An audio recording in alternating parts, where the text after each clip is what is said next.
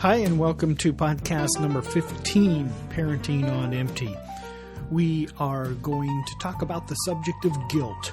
That's the subject. Are you ready to talk about the subject of guilt? I already feel guilty about it. Because you're not prepared. Yes. Such as I thought. There's a real famous joke about mothers and how many mothers does it take to screw in a light bulb? Do you know? One. Why? Because you have lots of people do it for you. You know, it's not that funny when you deliver it that way. Well, see, you didn't feed me the punchline. How many mothers does it take to screw in a light bulb? How many mothers, Dave? It only takes one. They just stand there and say, well, I guess if I have to screw in this light bulb, I'll do it all by myself. Probably break my leg in the process, but that's okay. You just stand right there and watch me. We should try that sometime, see if it works. Well, yeah, and that's what we're going to talk about. Guilt. Is guilt a good motivator? Are there good things about guilt, or is it all just bad? So that's what we want to talk about. I also wanted to mention that, and this has a relationship to what we're talking about, the fact that Facebook is celebrating their 10-year anniversary this year, and there has been a number of articles that have been posted about Facebook. Good, bad, otherwise, about Facebook, the kind of impact that it has on society. And one of the articles that I read was the fact that people project a pretty rosy picture of their life on Facebook. They show you the best of what they have to offer, exciting places they're going, fun things they're doing with their kids, and creative adventures that they're undertaking. And as you read these posts, you can somehow get the feeling of, man, I don't do that with my kid, or man, I haven't taken my wife to those kind of exciting places, or I just don't do that kind of stuff. And you can feel guilty that you're not measuring up. You don't do the same things. You know, I think that there are two kinds of guilt, and there's true guilt. Guilt is not a bad emotion if you have done something wrong and you need to repent from it.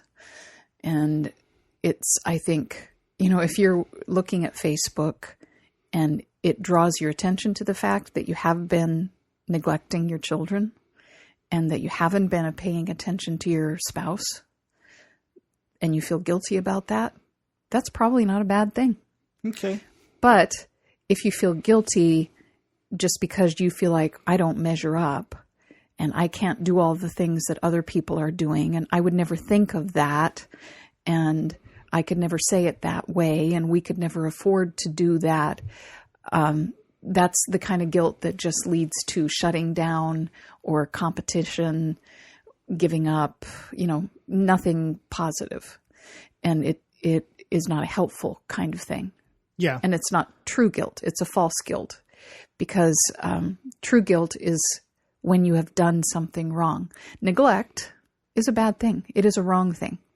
And I think once in a while, we as parents, because we're tired and because we get wrapped up in our own stuff, and maybe we're mad at our kids because they're just not very grateful or something, or maybe we're mad at life, we can neglect our kids and we can neglect our spouses. Yeah. And that's something that right. needs to be repented from. You should feel guilty and then do something about it. Right. However, I think most of the stuff you're talking about is more the other kind of guilt that's just, well, I couldn't do that.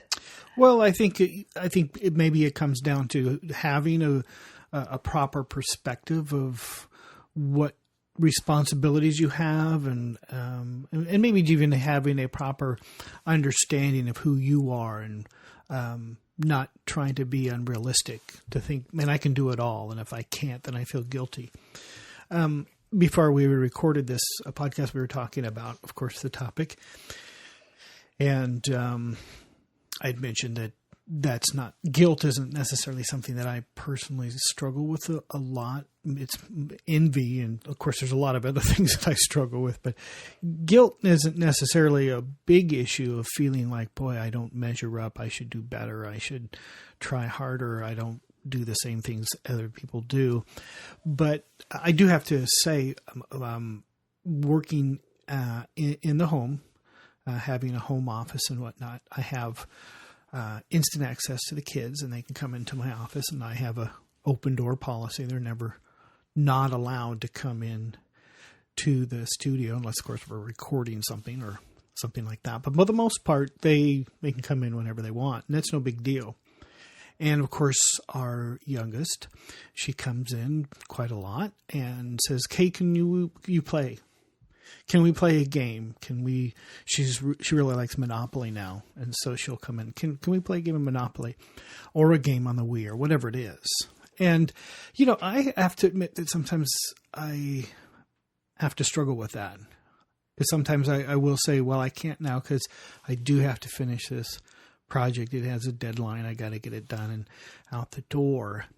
But even saying that, and even though I may feel like it's a legitimate issue, I can feel guilty because I'm not spending the proper amount of time with her.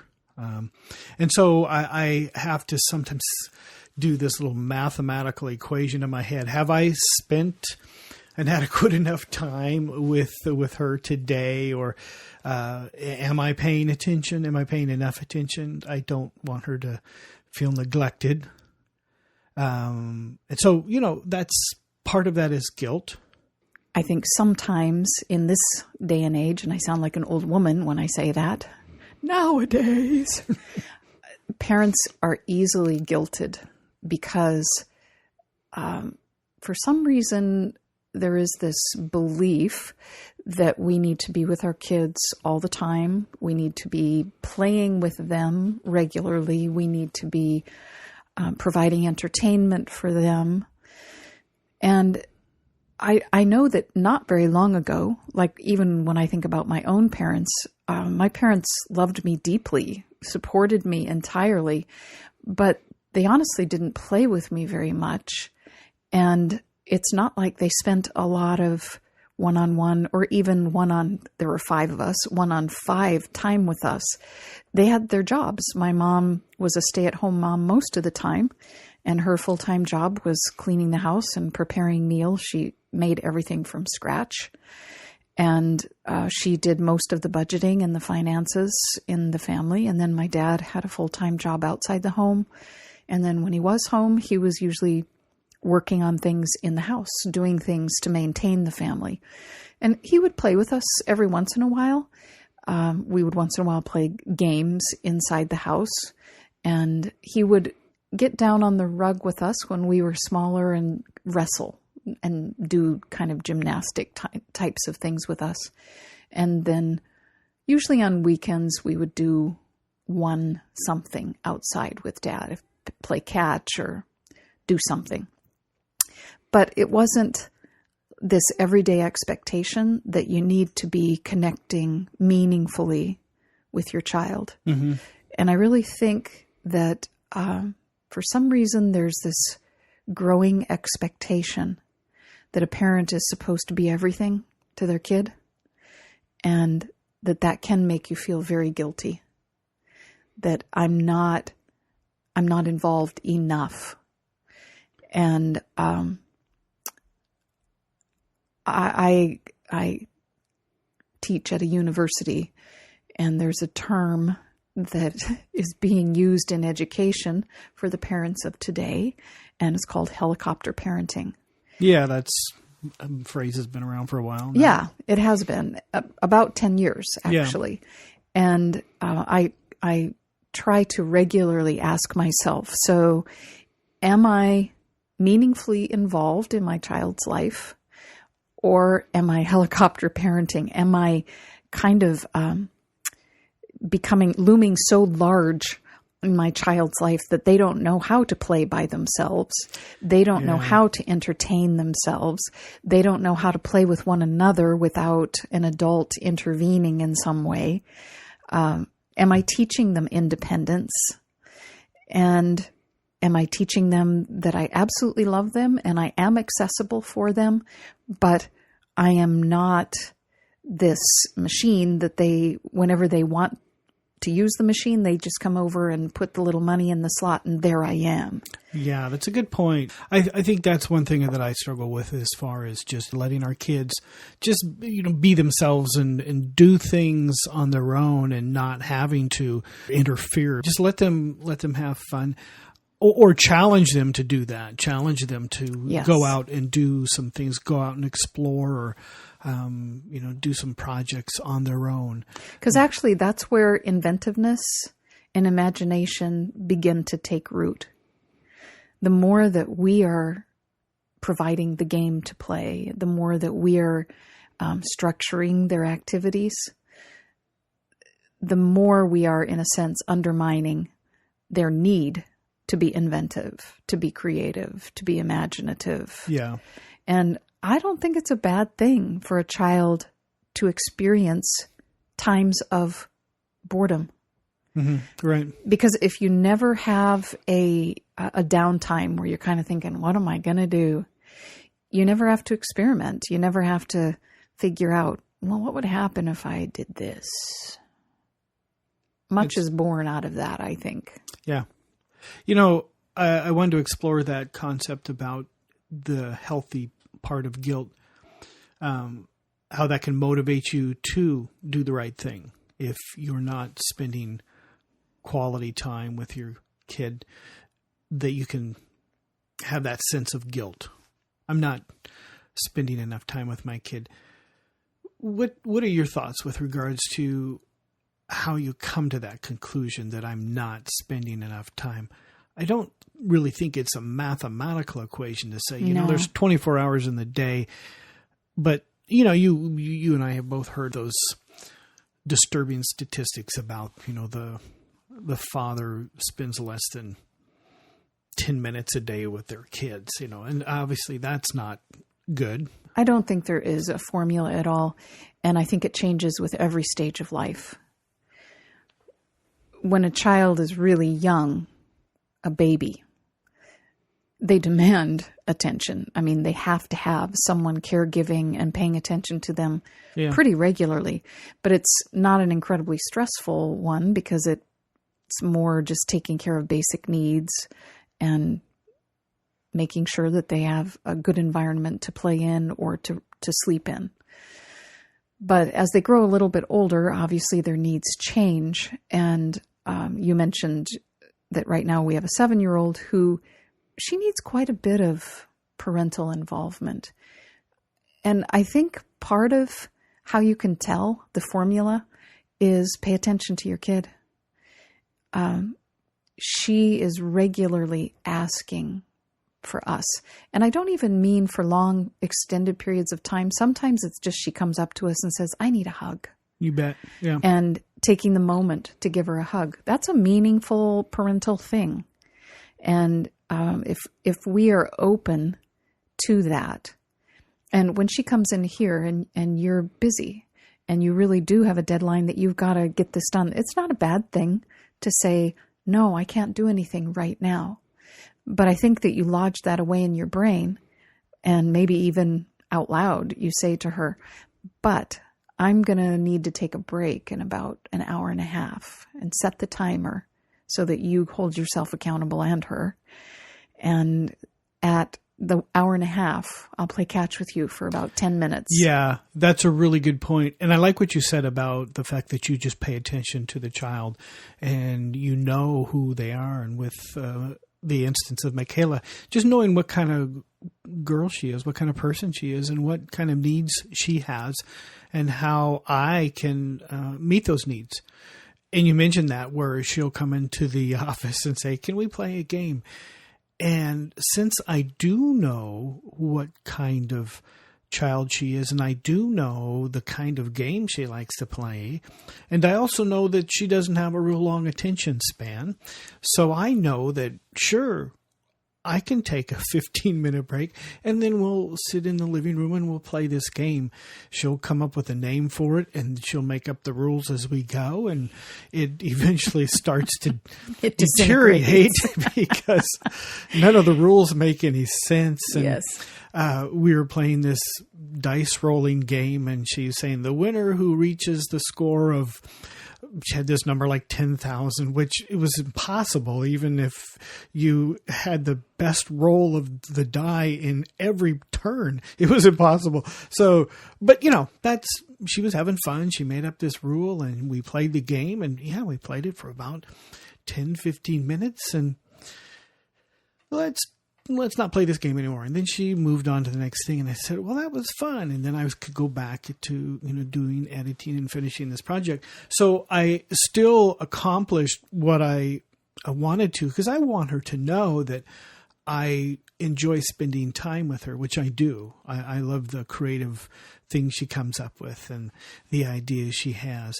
And, if there's anything that, guilt would drive me, is I don't want to be known as, my dad was always too busy for me to play with.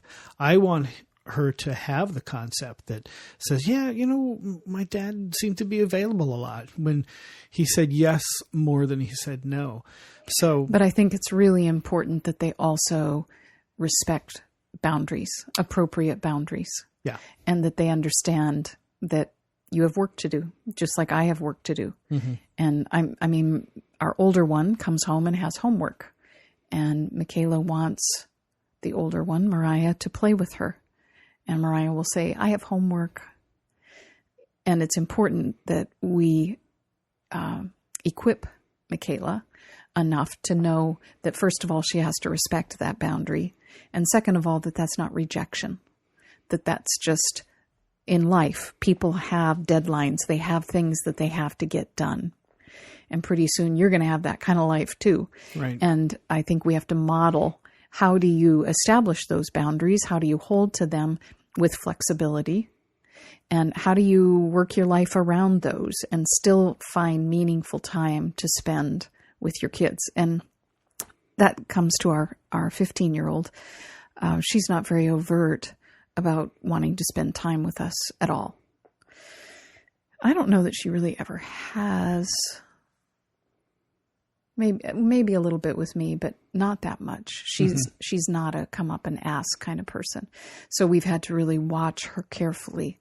And as a 15-year-old, she's doing a lot of pulling away, because that's a very normal step in adolescence. So I am trying to find deliberate ways that I can sort of suck her into spending time with the family and with me and with you and with her sister. And it can be something very simple, like just saying, hey, we're going to go out, and we just had some snow. We're going to go out and take a walk in the snow. You want to come? Usually she'll say yes. We made cinnamon knots today, not because I wanted to make them, but because I know that it's one of her favorite things. Yeah. And I knew, okay, if I say, we're going to make this, she'll want to be involved, and she'll come down and she'll spend some time with us. And she did. Mm-hmm. And she drew attention to it. And she said, I want you to notice that I really spent time with you guys today.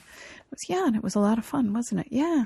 Yeah. And so she doesn't necessarily even have a felt need where she identifies that she needs to spend time with her family. But when she does it, she always feels good about it, and she enjoys it. So with our older child, kind of our challenge is not to allow her ignoring us or allow her being wrapped up in her own circle of friends and her own activities, to allow her to shut us out. And for me, the guilt with her comes in when I feel like I'm making her spend time with us and she doesn't want to. Yeah. And I feel like I'm robbing her of her time with her friends and robbing her of the things she really wants to do, Yeah. And so it's kind of a completely different kind of guilt. It's not the guilt of not spending time with her. It's, is it okay to inflict myself on her? Oh, okay. Yeah. And I have to keep having a conversation with myself and saying, yes, it is good. It's healthy. It's positive. Right. You need to draw her out of her very self-absorbed teenage world. Yeah. She needs to be aware of the family. The family's going to be here, Lord willing, longer than her friends will be there. Yeah. And I want her to have those ties. And I want her, when she goes and establishes her own family, to understand where priorities are.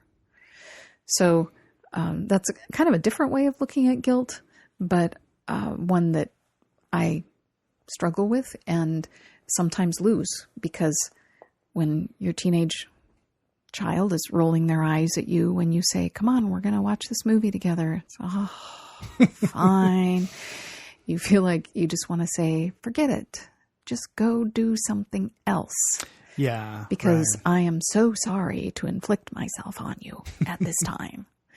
Yeah, and that brings up that other point when I make a mistake and say the wrong thing or blow up and have a parenting meltdown. Guilt is a good thing, I think, that drives you to say, I have to apologize. That was not a shining moment for me. And so, guilt, and then that's a struggle. That's a struggle for me I've got lots of reasons for why I did what I did, and they're all good. They're all justified. Justified, yes. But, guilt plays a good part of that. It says, you know what? That doesn't matter. None of that stuff matters. What you did was wrong, and you need to do something about it. So that's good. And I think that role models for our kids that there is a proper kind of guilt that leads to repentance and that leads to apologies and leads to restoration and then changing it. Yeah. You know, as I was thinking about guilt, I don't really feel a lot of guilt about working outside the home, which I think a lot of women really struggle with. Mm-hmm. And part of that is because I do what I do out of a strong sense of calling. I feel like this is what I was made to do, my job, and that it enhances our family, that when I come back from my work and I'm allowed to bring my kids to my work pretty regularly because I work in some evenings, and the kids can come and they participate in my job with me, and they have really benefited. Not everybody has that kind of job. I realize that. So it's a bit of an anomaly, but I feel like my family has benefited from me being outside the home. Once again, because I work at a university, I have a different kind of schedule, and so I don't have to be away from home every day. During the work week, I get a couple days that I'm able to be home, and I usually am able to work my schedule around the kids' schedule, which again is an incredible blessing. I might feel differently if I had a more demanding job as far as rigid hours, that kind of thing. But because of its flexibility, I feel like I have been able to both parent and work at the same time. Now, there are days where one conflicts with the other, and either the job pays or the family pays. But that's true even if you just are a stay-at-home mom. So things come up, and somebody suffers. That's part of having that perspective, or a correct perspective. There's some things you can't help, and there's some things that just have to be done. And you can beat yourself up all day long, and that's not going to help. It's not going to solve anything. No. The one thing that I do struggle with, however, is because I do work outside the home, I have made the choice to basically just give up having any sort of outside interests or any outside activities other than I go to work and I come home and then I do home stuff. And probably the only space and activity that I clear for myself is I do read books.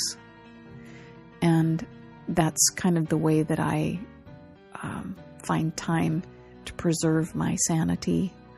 That's my way of going away for a little while. And I do feel guilty about that sometimes, taking any time for myself. Mm-hmm. And I have to really spend time talking to myself again, having conversations, saying, you get really cranky when you don't have that time apart. And you find yourself, I find myself not having a very good perspective. I get very tense and out of sorts with myself, with the world, with everything. Because when I read, my mind for the first time stops running. It's still working and I'm still thinking about things, but it's not frantically going 80 different directions. It's completely focused on whatever's going on in the book.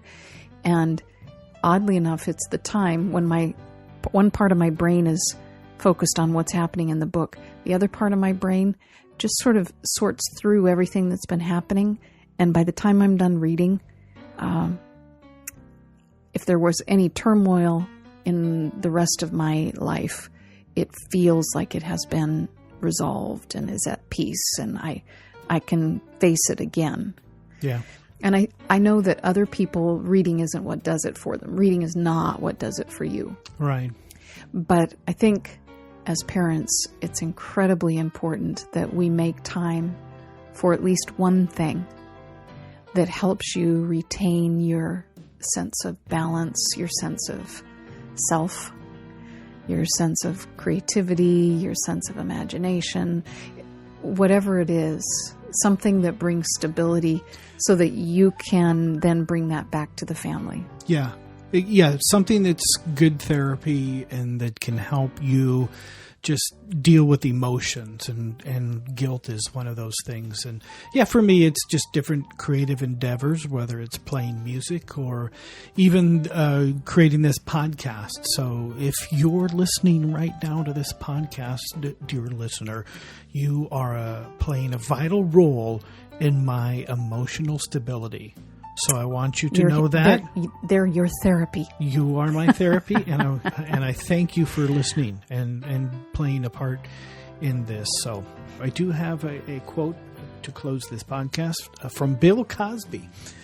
The past is a ghost, the future is a dream, and all we ever have is now. And to add to Bill Cosby's quote, now is a gift. And that's why it's called the present.